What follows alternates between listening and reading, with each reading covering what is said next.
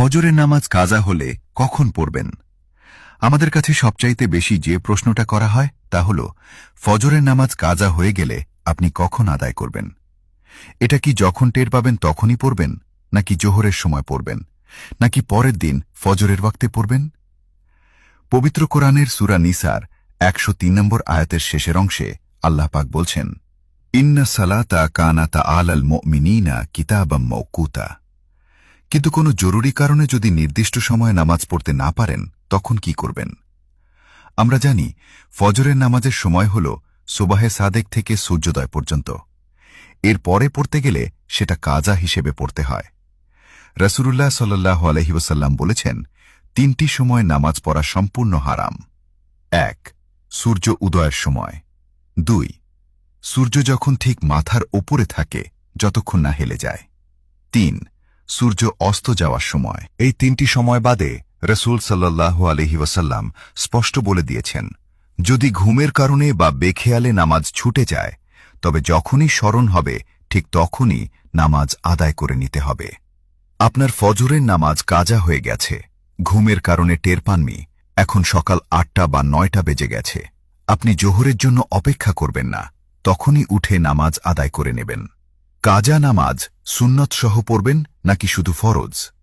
এখন প্রশ্ন আসে, এই কাজা নামাজ আপনি কিভাবে পড়বেন? ২ রাকাত সুন্নত সহ নাকি শুধু ফরজ? ফজরে ২ রাকাত সুন্নতের গুরুত্ব অপরিসীম। আম্মাজান আয়েশা রাদিয়াল্লাহু আনহা বলেন, রাসূল সাল্লাল্লাহু আলাইহি ওয়াসাল্লাম বলেছেন, দুনিয়া এবং দুনিয়ার মধ্যে যা কিছু আছে সব কিছুর চেয়ে ফজরে ২ রাকাত সুন্নতের দাম আল্লাহ পাকের কাছে অনেক বেশি। নবীজি অন্য হাদিসে বলেছেন, শত্রু যদি তোমাদের ঘোড়া তাড়িয়েও নিয়ে যায়, যুদ্ধাবস্থা বা চরম বিপদও আসে, তাও তোমরা এই ২ রাকাত সুন্নত ছেড়ো না। এমনকি আপনি যদি মসজিদে গিয়ে দেখেন জামাত শুরু হয়ে গেছে এবং সুন্নত পড়তে গেলে জামাত পাবেন না, তবে আপনি আগে জামাতে ফরজ পড়ে নেবেন। এরপর সূর্য উদয়ের পর যখন সূর্যের হলুদ আভা কেটে যাবে, ইশরাকের সময়, তখন ওই ছুটে যাওয়া সুন্নত ২ রাকাত আদায় করে নেবেন। এই হাদিসগুলো থেকে প্রমাণিত হয় যে সকাল ৮টা বা ৯টায় যখনই আপনার ঘুম ভাঙবে, তখন ফজরে ২ রাকাত সুন্নত এবং ২ রাকাত ফরজ উভয়টাই কাজা আদায় করতে হবে। একটি বিশেষ শেষ নিয়ম, যদি কোনো কারণে জোহরের ওয়াক্ত হয়ে যায় এবং জোহরের আগে আপনি ফজরের কাজা পড়ার সুযোগই না পান, তবে জোহরের পর আর সুন্নত কাজা পড়তে হবে না, তখন শুধু ফরজের কাজা পড়লেই চলবে।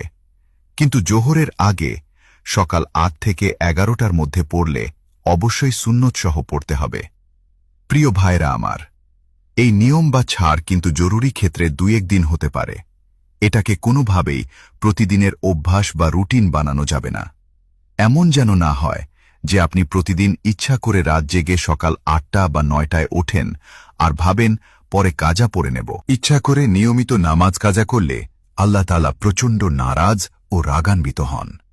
হঠাৎ কোনোদিন গভীর ঘুম বা অনাকাঙ্ক্ষিত ভুলের কারণে নামাজ ছুটে গেলে কেবল তখনই